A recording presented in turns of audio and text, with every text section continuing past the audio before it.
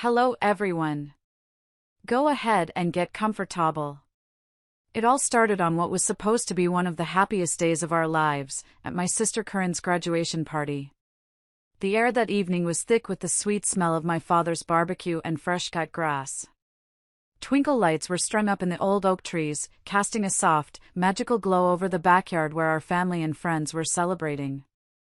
Laughter echoed from the pool, mixing with the soft hum of conversation.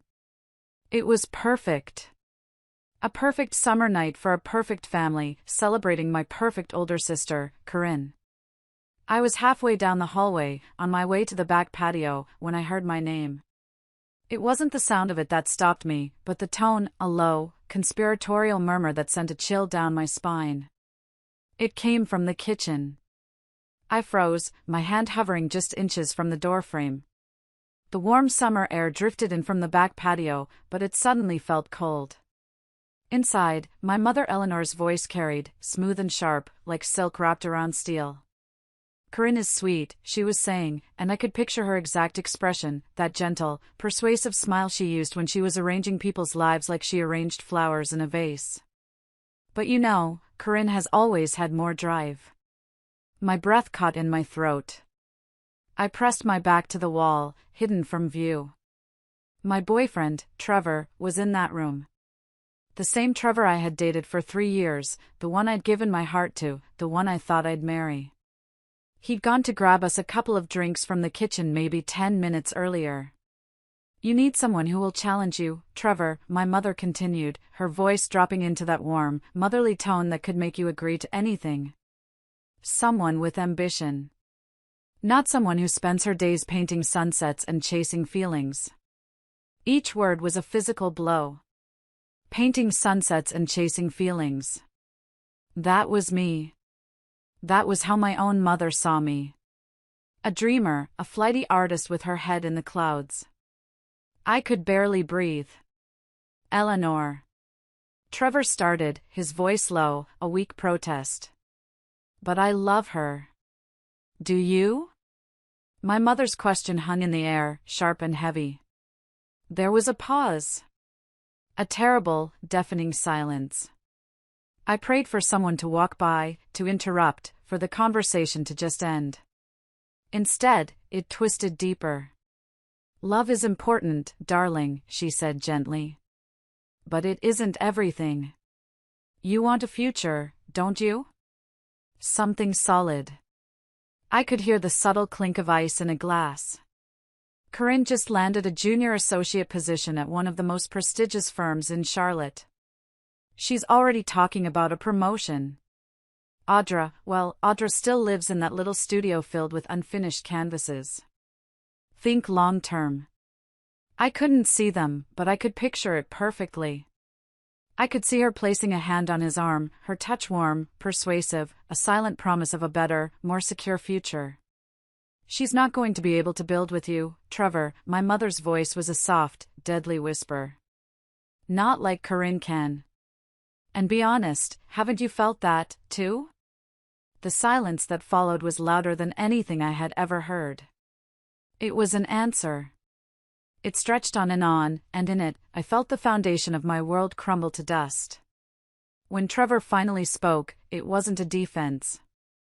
It wasn't a protest. It was just a sigh. A thoughtful, weary sigh. I didn't want to admit it. That was it. That was the moment everything broke. I didn't wait to hear another word. I turned and walked away, my feet moving silently on the hardwood floor. I walked back through the garden, a ghost at my own family's party. I passed my cousins laughing by the pool, I saw the twinkle lights blurred through the tears I refused to let fall. I smiled when people waved. I even hugged Corinne when she ran up to me, her face glowing with achievement. I stayed until the very end of the party, a perfect porcelain doll with a hollow inside. But something inside of me had already died, right there in the hallway, listening to the whispers from the kitchen. In the weeks that followed, the cracks from that night began to spread, slowly at first, then all at once. It was like watching a beautiful vase fracture in slow motion. I tried to pretend I hadn't heard anything, tried to convince myself I had imagined it, that my mother's words held no power. But they were a poison that had already seeped into everything. Trevor started talking about Corinne. Not in a suspicious way, just, constantly. It was woven into every conversation. You should have seen Corinne's graduation speech, he'd say over dinner one night, his eyes distant. She was so confident. The partners from her firm were there, they looked so impressed. I would just smile and nod, a tight, painful smile. That's great, I'd say, my voice sounding thin even to my own ears. Inside, it felt like 1,000 tiny cuts. Then came the cancelled dates. It started with a text. Hey, so sorry, got swamped at work. Rain check? At first, I believed him. But then swamped at work became his default excuse. The nights he said he was too exhausted to even talk on the phone, I'd see him tagged in someone's Instagram story an hour later, laughing with a group of people at a downtown wine bar. When I'd ask him about it, he'd have a ready-made answer. Oh yeah, that was just for a bit. Ran into some guys from the office. He never invited me. The real turning point was a family dinner about a month later. It was excruciating. I sat across the table, watching the three of them, my mother, my sister, my boyfriend, operate like a well-oiled machine. Corinne would tell a story about a difficult client, and Trevor would hang on her every word. She'd laugh, a bright, tinkling sound, and her hand would brush his wrist as if by accident.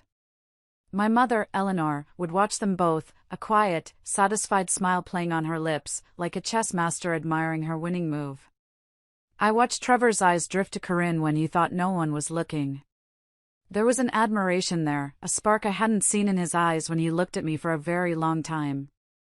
I felt invisible. It was more than just betrayal, it was an erasure. They were slowly, methodically, writing me out of my own life. I finally broke down and told my best friend, Jessie. We were sitting in my studio, the air smelling of turpentine and linseed oil. Unfinished canvases leaned against the walls, the very canvases my mother had used as evidence of my inadequacy. You're being paranoid, Audra, Jessie said at first, trying to be the voice of reason. It's your sister and your boyfriend. Of course, they get along. But then, I told her everything. About the whispers in the kitchen. About the cancelled dates, the wine bar, the way they were at dinner. I told her how I felt like I was fading away. My voice was just a whisper by the end. No, Jessie.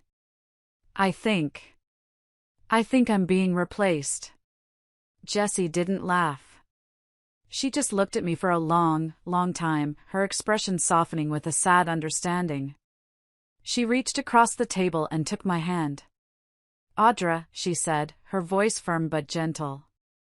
You deserve someone who doesn't need convincing to love you. Her words hit me hard because they were true. I knew she was right. I should have packed my things right then and there. I should have walked away with what little dignity I had left. But I didn't. I stayed. Maybe it was fear. Fear of being alone, fear of what came next. Or maybe, just maybe, it was a tiny, foolish sliver of hope that I was wrong about everything. A hope that was about to be shattered into a million pieces. That last sliver of hope died on a Tuesday, 3 months after the party. It was a gray, drizzly afternoon, the kind that makes you want to stay inside with someone you love. I decided to fight back against the gloom, to make one last grand gesture to prove to myself that everything was okay. Trevor had always talked about this indie folk band he loved, one he said he'd always wanted to see live. I found out they were playing a surprise show that very night. My heart pounded with a nervous excitement I hadn't felt in months. I bought 2 tickets, printed them out, and put them in a nice envelope. I was going to surprise him at his apartment.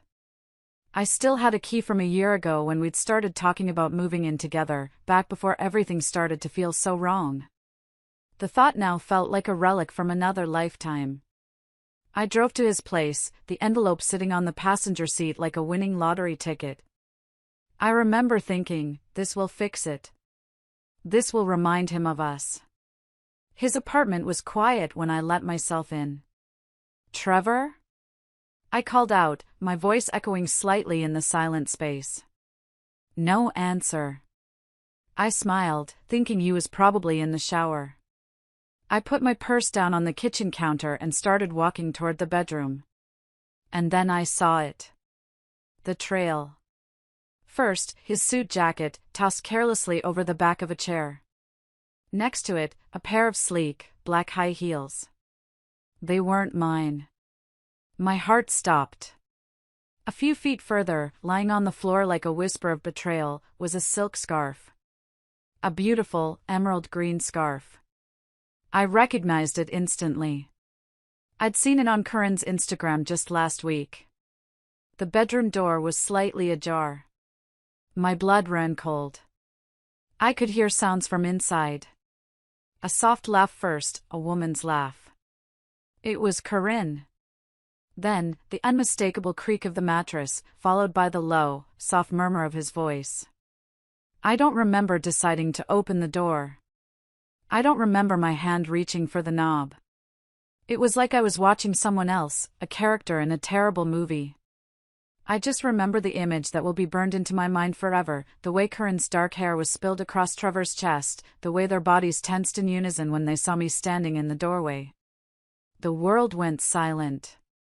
The only sound was the soft crinkle of the envelope in my hand. I looked down at it, at the 2 tickets meant to save us. Then I looked at them. I didn't scream. I didn't cry. I simply opened my hand and let the envelope drop. It hit the hardwood floor with a soft thud, the tickets scattering like pathetic confetti. Audra. Trevor started, scrambling for a shirt, his face a mask of guilt and panic. Corinne didn't flinch. She just pulled the covers up over her chest, a look of pure annoyance on her face. She actually rolled her eyes. Well, she said, her voice dripping with condescending nonchalance. This is awkward. I held up a hand. Don't, I said, and I was shocked by how steady my voice was. Don't lie. Don't explain. Just don't. He stood there, mouth half open, the excuses already forming on his lips. I'm sorry, he finally managed to say. It wasn't meant to happen like this. A single question rose out of the wreckage inside me. How long? He hesitated, looking at Corinne. It was in that glance that I got the real answer. She gave a tiny, almost imperceptible nod. 2 months, he mumbled, not looking at me. Officially. Since your mom talked to me. So there it was. Sanctioned. Arranged. My own mother had orchestrated the theft of my relationship, and my sister had been a willing accomplice. I just nodded slowly. There was nothing left to say. I turned around, walked out of the bedroom, out of the apartment, and I didn't look back. The tears didn't come then. They came later, not as loud sobs, but as silent, suffocating waves in the darkness of my studio, where I stood surrounded by my unfinished life. The day after, the world felt gray and muffled, like I was underwater. I didn't sleep. I just sat on the floor of my studio, staring at a blank canvas, until the sun came up. There was one last thing I had to do. I drove to my parents' house. It was the house I grew up in, a place that was supposed to represent safety and love, but now it just felt like the scene of a crime. I found my mother, Eleanor, in the sunroom, arranging a bouquet of lilies. She was humming. She looked up as I walked in, her smile bright and completely unfazed. Audra, darling. You're just in time for coffee. I just stood there, my arms crossed. I know, I said. My voice was flat, devoid of any emotion. I know about Trevor and Corinne. Her smile didn't even flicker. She snipped the stem of a lily with a sharp, final sound. Don't be so dramatic, Audra, she said, her tone the one she used when I was a child throwing a tantrum. Relationships end. It's a part of life. You'll find someone who suits you better. You did this, I whispered, the words tasting like ash. You pushed him to her. She finally glanced up from her flowers, her eyes cool and appraising. I did what needed to be done, she said, with no hint of remorse. Corinne deserves a partner who can match her ambition. Trevor needs a strong woman. You're softer, Audra. You're a dreamer. You'll find a nice boy who fits that. She turned back to her flowers, dismissing me as if I were no more important than a wilted petal. And in that moment, I understood. I would never get an apology. I would never get her to see my pain. To her, I wasn't a daughter who had been betrayed, I was a problem that had been solved. I just nodded. I didn't argue. I didn't raise my voice. What was the point? I turned and left her there in her sun-drenched room with her perfect flowers. When I got back to my studio, something inside me had shifted. The grief was still there, a cold, heavy stone in my gut, but now there was something else next to it, a hard, clear sense of purpose. I couldn't stay here. I couldn't breathe the same air as these people. I started packing. I was methodical, efficient. I pulled out my old hatchback and started filling it with my life. My art supplies went in first, my easel, my paints, my brushes. They were the only things that felt truly mine. Then, a duffel bag of clothes. My portfolio of work. I found an old folder in the back of my closet, labeled Chicago, a place I had dreamed of moving to for art school but had never had the courage. I tossed it onto the passenger seat. Maybe not Chicago, but somewhere. Somewhere new. I left most things behind. The photographs, the gifts, the memories. They weren't mine anymore. Before I left, I walked through the small studio that had been my entire world. I took a piece of paper and a black marker. I wrote 3 words on it, clear and bold. I left the note on the kitchen table, where they would all eventually see it. For my mother, for Corinne, for Trevor. Watch me thrive.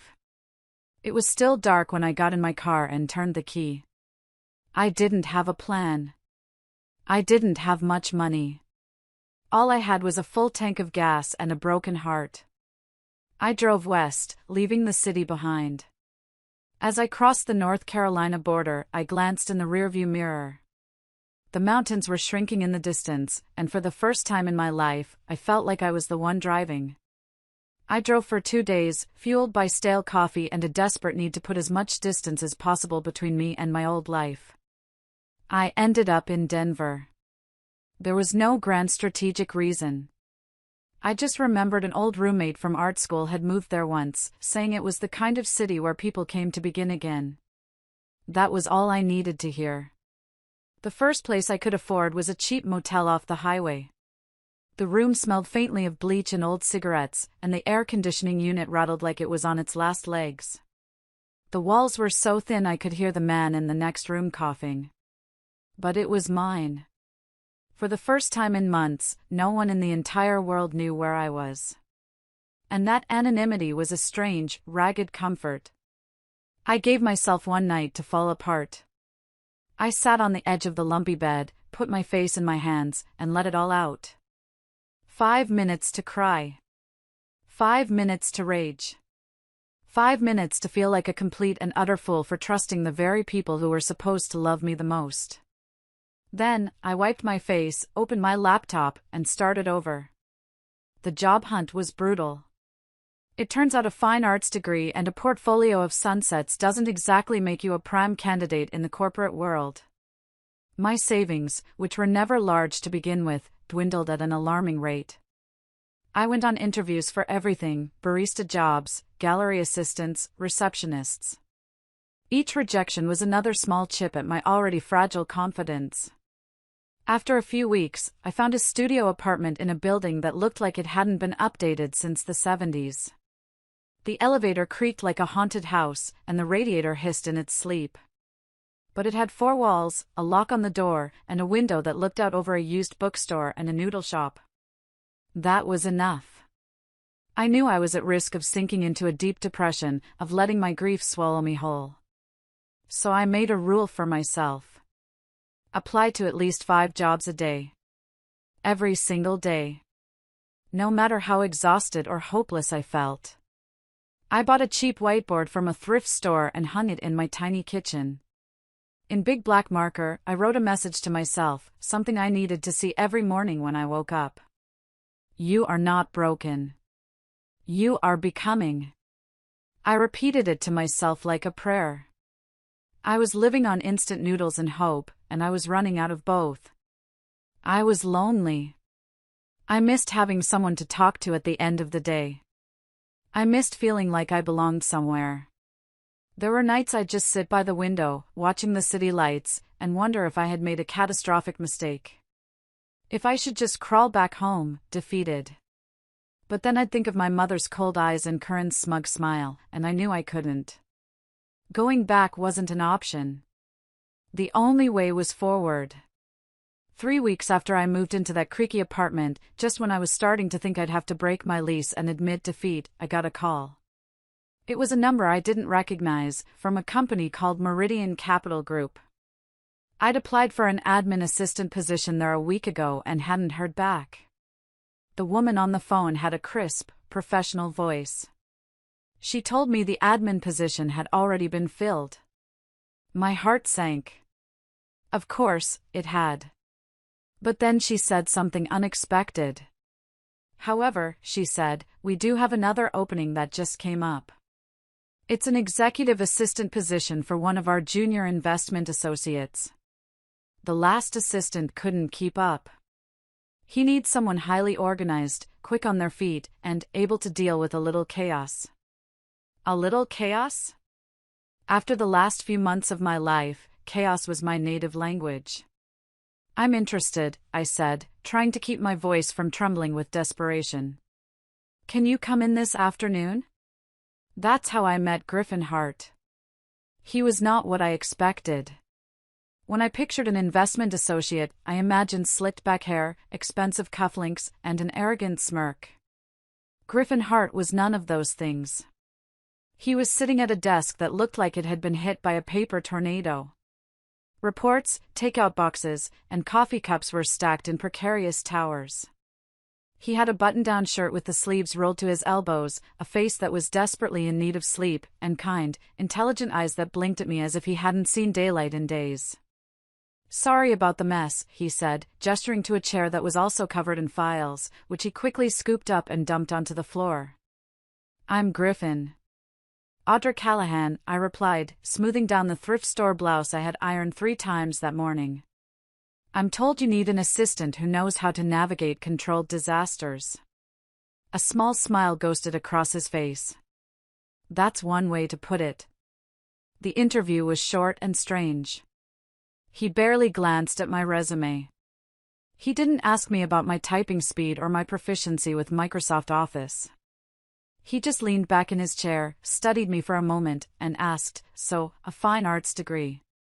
Why here? Why apply for a job at an investment firm? I could have lied.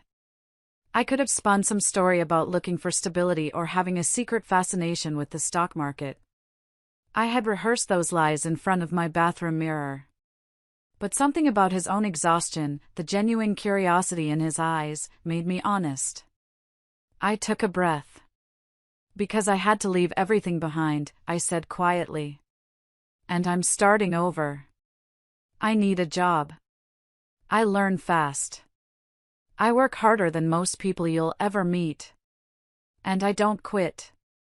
He didn't say anything for a long moment. He just watched me, like he was seeing something beneath the surface, past the cheap blouse and the nervous energy. He was looking at the fight I had left in me. I get that, he said finally, his voice soft. I've started over, too. He offered me the job that afternoon. The salary wasn't huge, but it was enough. Enough to pay rent, buy groceries, and breathe. For the first time in a very long time, I felt a tiny, fragile flicker of hope. I hadn't just gotten a job. I felt like I had been seen. My first week at Meridian Capital was a whirlwind. Griffin wasn't exaggerating about the chaos. He was brilliant, a true genius with numbers and market trends, but he was completely disorganized. He'd scribble million-dollar ideas on sticky notes and then lose them. He'd forget to eat lunch. He'd miss meetings because he'd forgotten to write them down. His desk wasn't just messy, it was a physical manifestation of his chaotic mind. I thrived in it. I saw the challenge not as a disaster, but as a puzzle. Within a week, I had built him a system. I color-coded his calendars, digitized his notes, set up reminders for everything from client calls to eating a sandwich. I acted as a gatekeeper for his time and energy. I became the calm center of his professional hurricane. He started to change. He looked less tired. He remembered to eat. He stopped losing important client notes. And he started saying thank you. Not just a passing phrase, but a genuine, thank you, Audra. I don't know what I'd do without you. We fell into a comfortable rhythm. We started having lunch together, not out of obligation, but because we genuinely enjoyed the break. He told me about his father, a contractor who thought his son's money games were a waste of time. He talked about growing up in a household where ambition was a means of survival, not a choice. In return, I told him little bits about my life. I told him about my love for painting, about growing up in a small town in North Carolina. I was careful, never mentioning Trevor or Corinne by name. I just said I'd lost things I thought were meant to be forever. "You're a mystery, Audra Callahan," he said one afternoon over sandwiches. "Most people can't stop talking about themselves. You deflect." "Maybe I'm just boring," I joked. He shook his head, a serious look in his eyes. "Not even a little." One evening, I was staying late to organize some investor files. It was after 11 p.m. Griffin looked up from his laptop and blinked at me. "Why are you still here?" "Because the work isn't done," I said simply.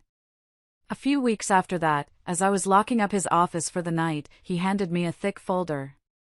"What's this?" I asked. "A business plan," he said, his voice low but certain. "Something I've been working on for years. I want to start my own firm. Something with a real mission, not just about making rich people richer. Something that helps small businesses, sustainable projects." He paused, looking directly at me. "I think you should be a part of it." I blinked, stunned. "Griffin, I'm just your assistant." "No," he said, and the intensity in his gaze made my heart skip a beat. "You're not. You're the person who makes things work." In that moment, for the first time in a very, very long time, I believed him. 2 weeks later, we both handed in our resignations. Starting a business, it turns out, is not glamorous. It was us, in my tiny, creaky studio apartment, which now doubled as world headquarters. It was building IKEA desks at midnight, fueled by cheap coffee. It was calculating burn rates using the back of a grocery store receipt. Our dining table became the conference table. Our couch became the break room. We called it Hart and Callahan Capital. We had no office, no interns, no fancy glass walls. All we had was a shared mission, 2 laptops, and enough determination to light up the whole city. "Guess we're really doing this," Griffin said the night we filed our LLC paperwork with a lawyer we found online. "We are," I whispered, a thrill of terror and excitement running through me. "And we're either brilliant or completely out of our minds." He grinned. "Let's find out." The days were long, and the nights were longer. We were running on fumes and passion. I split my time between organizing investor decks, teaching myself accounting basics from YouTube videos, and taking on a temp job at an art gallery on weekends to help cover my rent. Griffin worked 16-hour days, developing pitch strategies, attending any networking event he could find, and cold calling potential clients until his voice was hoarse. He had a gift with people. I had a gift for order. Together, we kept each other from collapsing. We didn't talk about what was happening between us, not directly. But something was shifting. The line between work and life had completely blurred. We weren't just business partners, we were the only two members of a tiny, sleep-deprived team fighting for survival. There was an intimacy in that, a bond forged in late-night strategy sessions and shared microwave dinners. The change came one winter night during a snowstorm. The power went out across our neighborhood, plunging our little apartment/office into darkness and silence. The city below was covered in a thick blanket of white, glowing under the moonlight. We were both still up, working by candlelight, surrounded by notes and empty Chinese takeout boxes. I went to the window to look at the snow. Griffin followed, stopping beside me in the half-dark. The only light came from the candles, making his face look soft and serious. He didn't say anything. He just reached out, gently touched my cheek, and kissed me. It wasn't a passionate, desperate kiss. It was soft, and intentional, and certain. It felt like coming home. When he pulled back, he didn't apologize or look awkward. He just looked at me, his eyes searching mine in the candlelight. "I've wanted to do that for a long time," he whispered. We didn't define anything right away. But after that night, it became normal to fall asleep tangled together on the couch, exhausted, and wake up to the smell of coffee he was making in our tiny kitchen. It became normal to review investor proposals in our pajamas and to share quiet moments of peace in between the chaos. 6 months later, we were sitting on my living room floor, surrounded by financial projections and sticky notes. He was looking at a spreadsheet, a frown of concentration on his face. Then he looked up at me, his expression suddenly clear. "Marry me," he said. It wasn't a question. It was a statement. There was no ring, no grand romantic speech. Just him, looking at me from across a sea of paperwork. "Be my partner," he said. "In everything." I blinked, my heart hammering in my chest. "Griffin, people will say it's too soon." "Let them," he said simply. I said yes. Our wedding was as simple and as real as our life was. It was just us at the courthouse on a sunny Tuesday. My best friend, Jesse, flew in from Philadelphia with a box of tissues and a bottle of cheap champagne. Griffin's brother, Marcus, was his witness. I wore a cream-colored dress I found at a second-hand store for $20. Griffin wore a charcoal suit that had a tiny coffee stain on the cuff he hadn't noticed until after we said our vows. We laughed about it. That night, we didn't have a lavish reception. We had dinner at the little Vietnamese restaurant where we used to grab lunch during our Meridian days. It was messy, and chaotic, and underfunded, and exhausting. But it was ours. And it was real. 3 years flew by in a blur of hard work and quiet victories. Hart and Callahan Capital outgrew my apartment, then the co-working space we rented, then the tiny office above a bakery that always smelled of burnt sugar. By the time we signed the lease on our first real office downtown, a sleek, light-filled suite with glass walls and an actual reception desk, we had 10 full-time employees, a client roster stretching across 3 states, and a growing reputation for doing things differently. Griffin handled the vision and the outreach. He was the face of the company. I handled everything else, the systems, the operations, the hiring, the risk management. I was the engine that made it all run. Together, we had built something solid. Something respected. Something real. One crisp fall morning, I was at our kitchen island, reviewing our third-quarter numbers while Griffin read the financial news. The comfortable domestic silence was broken when he slid a folded magazine across the marble countertop to me. "You might want to see this," he said, his tone careful. I glanced down at the small headline in the corner of the page. Davis and Associates faces bankruptcy after failed expansion. The name hit me like a punch to the chest. Davis and Associates. Curran's law firm. The one she had started with Trevor after he'd left his old job to join her. The firm they built together after he had left me. I hadn't thought of them in months, maybe even years. They were ghosts from a life that no longer felt like mine. I tried to keep my voice even. I didn't know you followed legal news out of North Carolina. I don't, Griffin said, watching me closely. But their firm handles compliance for the Meridian Group. That got my attention. What? Meridian is on our short list for a sustainable portfolio acquisition, he continued, his voice gentle but direct. We've been vetting them for 2 quarters. Trevor Brooks is their compliance officer. Curran's firm was their primary legal contractor. Or, was. The irony was so thick it was suffocating. It didn't feel real. A lifetime ago, I had walked out of Trevor's apartment with nothing but a broken heart and a tank of gas. Now, the collapse of their company might bring him, and my past, walking right through the front doors of the business I had built from scratch. Griffin watched my face, reading the storm of emotions I was trying to hide. I wanted you to hear it from me before the office starts buzzing about the acquisition, he said. If this is too much, Audra, we can walk away. We can find another deal. It's not worth your peace. I looked at him, at this incredible man who would be willing to walk away from a multi-million-dollar deal just for me. And that, more than anything, reminded me why I was here, why my life was what it was. Because I had chosen him, and he had chosen me. I reached across the island and took his hand. Don't be ridiculous, I said quietly, my voice steady again. It's just business. The deal moved forward. 2 weeks later, it was official.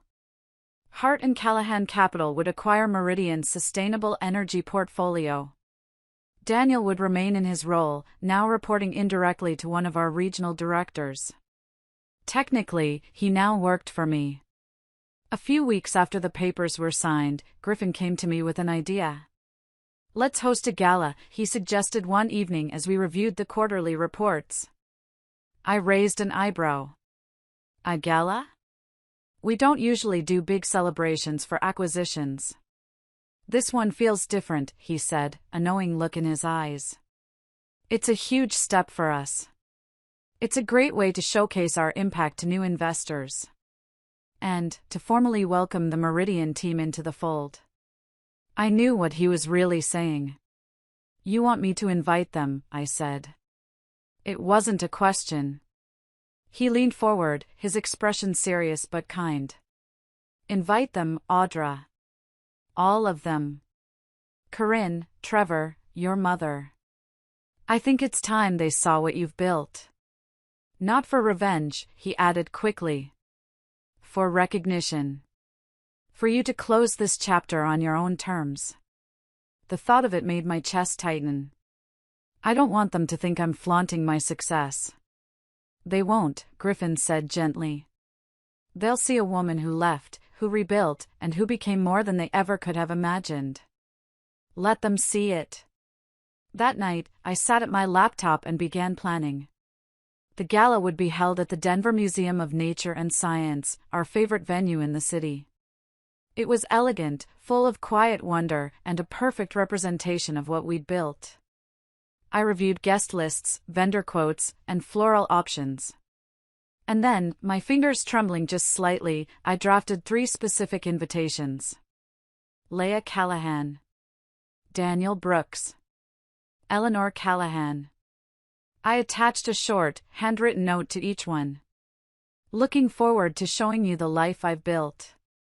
I signed it, Audra Callahan Hart. The night of the gala arrived like the quiet before a storm. The museum was stunning. Under soft amber lighting, the vaulted ceilings shimmered above a sea of linen-draped tables and lush green centerpieces. Display screens showcased our company's impact, the community solar projects, the female-led startups, the refugee-owned bakeries we had helped fund. This was our world.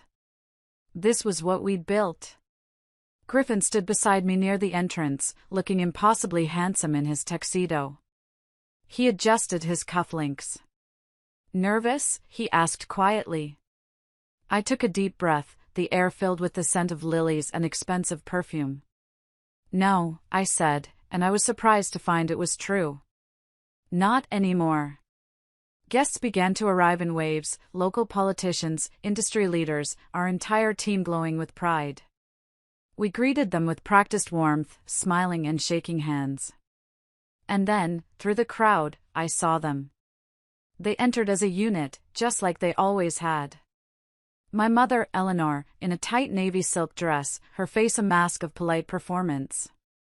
Corinne beside her, hair pinned immaculately, her eyes scanning the room like she was trying to find someone she knew, someone important. And trailing just behind them was Trevor. He looked older, the lines on his face deeper than I remembered. Slower. They didn't see me right away. I watched them from across the room. I saw the flicker of confusion on Corinne's face as she failed to recognize a single person. I saw my mother's practiced smile tighten as she took in the scale and elegance of the event, clearly trying to assess if this exceeded her expectations. They stood there, three ghosts from my past, looking lost and insignificant in the world I had created. They stood there, frozen, their polite smiles faltering. I could see in my mother's eyes the frantic calculations, in Corinne's a flicker of disbelief, and in Trevor's, regret. The whole room was buzzing, but around us, the air was still.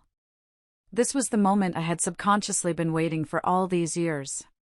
If you're still listening, please help me by liking this video and commenting the number 1 below. It lets me know you've given me a like, and it tells me you're with me on this journey. Your support is a huge encouragement for me. Please comment the number 1, and let me tell you the rest of my story. After we moved away to greet the mayor, I could feel their eyes on my back for the rest of the evening. During dinner, Griffin and I went on stage. I gave a short welcome speech, thanking our team, our clients, and the communities that had trusted us. I ended with a note about sustainable legacies, how true success comes not from chasing the loudest victories, but from building quietly and purposefully, one choice at a time. My voice didn't shake once. Later, at the dessert table, my mother approached me again, alone this time. She held a glass of champagne, her smile perfectly polished. I always knew you'd do something big, Audra, she said, her voice smooth as ever, as if she were rewriting history right there in front of me. I looked at her, truly looked at her, maybe for the first time without the filter of a daughter's need for approval. Did you? I asked calmly. She tilted her head. You always had potential. You just needed a little direction. No, I said, my voice soft but firm, the truth finally clear in my own mind. I needed belief. You gave that to Corinne. I had to give it to myself. Her smile twitched. She took a delicate sip of champagne. Well, she said, changing the subject. Corinne and Trevor are going through a difficult time. I heard they're preparing for a divorce. With her firm collapsing, maybe you could speak to Griffin about. No, I said again, cutting her off gently. Her eyes narrowed. You would deny your own family support? I'm no longer the person who lets guilt override my boundaries, Mother, I said. And with that, I turned and walked away. A little while later, Corinne found me near the courtyard doors. She looked tired beneath her perfect makeup. Your husband is impressive, she said flatly. Yes, he is, I agreed. He talks about you like you run the company with him. I do, I said simply. There was a long, awkward pause. You know, she added, her voice brittle. We were happy, for a while. She was looking for something, absolution, maybe. An argument. I decided not to give it to her. I believe that, I said gently. But happiness built on someone else's pain never lasts, Corinne. She blinked, surprised by my lack of anger. You always wanted to be seen as the stronger one, I continued, my voice still quiet. But the truth is, I didn't need to steal someone else's story to write my own. She had no reply. She just turned and disappeared back into the crowd. I never spoke to Trevor directly. I didn't need to. As the evening wound down and the lights dimmed, I saw him standing alone by one of the exhibits, staring at a display of ancient fossils. He just looked small. A relic from a past that no longer belonged to me. Griffin slipped his hand into mine. "How do you feel?" he asked. I exhaled, a breath I felt like I'd been holding for years. "Lighter," I said. Like I finally put something down that I didn't even realize I was still carrying. He nodded, looking across the room at my family. "They seem smaller than you remembered." I smiled faintly. "No," I said. "I just got bigger." The house was quiet when we got home. The silence was a welcome relief after the noise and pressure of the gala. Griffin loosened his tie and tossed his jacket onto the back of a chair. I kicked off my heels, the relief immediate, and padded into the kitchen. We had leftover chocolate mousse from our favorite restaurant in the fridge. We stood there at the counter under the warm pendant lights, sharing the container with 2 spoons, not saying much. It was a comfortable, easy silence. "So," Griffin said finally, watching me closely. "Now that it's all over, how do you really feel?" I thought about it for a moment. I didn't feel triumphant, or angry, or even smug. I just felt calm. "Free," I said finally. Like I finally stopped waiting for something I didn't realize I still wanted. An apology, maybe. Or recognition. Or just for them to say I mattered. I set down my spoon. But tonight, I realized I don't need it anymore. I don't need anything from them. Griffin smiled softly. "That's what healing looks like." I looked at him, this man who had stood beside me through every fragile beginning and every unsure step. He never needed me to be ambitious like Corinne or polished like my mother.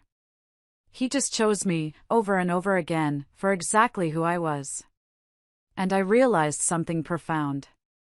If Corinne had never betrayed me, if my mother had never pushed me aside, if I had been the daughter she praised and the girlfriend Trevor married, I might never have left. I might have stayed in that suffocating town, working a small gallery job, spending my life trying to shrink myself into a version of me they could accept. Their betrayal was the cruelest thing that ever happened to me, but in doing so, they had set me free. "Do you think they regret it?" I asked softly. Griffin was quiet for a moment. "I think," he said eventually, "they regret who you became without them. Not because they miss you, but because they can't take credit for it." His words landed with the weight of truth. They didn't want my happiness. They wanted control over it. And when they lost that, they lost their grip on me entirely. I took his hand. "Thank you," I said. "For never making me feel like I had to prove I was worthy." "You never had to," he said simply. "I saw you from the beginning." I rested my head on his shoulder, breathing in the familiar scent of his cologne and the comfortable safety of our home. In the silence, I thought about the girl I used to be, the one who stood heartbroken in the hallway. I had let her go a long time ago. The most powerful thing I did wasn't building a company or hosting a gala. It was not becoming like them. I could have been cruel tonight. I could have flaunted my success, crushed them with status and titles. But instead, I stood there, calm and gracious and whole. And when they looked at me, they didn't see revenge. They saw a life that no longer had any space for them. And that, I realized, was the loudest silence I could ever give them. "Let's go to bed," I said, squeezing his hand. He smiled. "Long day of empire building tomorrow?" "No," I said, a real, genuine smile spreading across my face. "Long day of painting." He blinked. "You're painting again?" I nodded. "I started last week. Nothing big. Just something for the hallway." It felt good to say it out loud. I was creating again, not out of pain or a need to prove myself to anyone, but simply out of joy. That night, as I climbed into bed beside the man I chose and who chose me back, I realized I had finally reclaimed everything they tried to take. My voice. My peace. My power. And my art. I was finally, completely, home.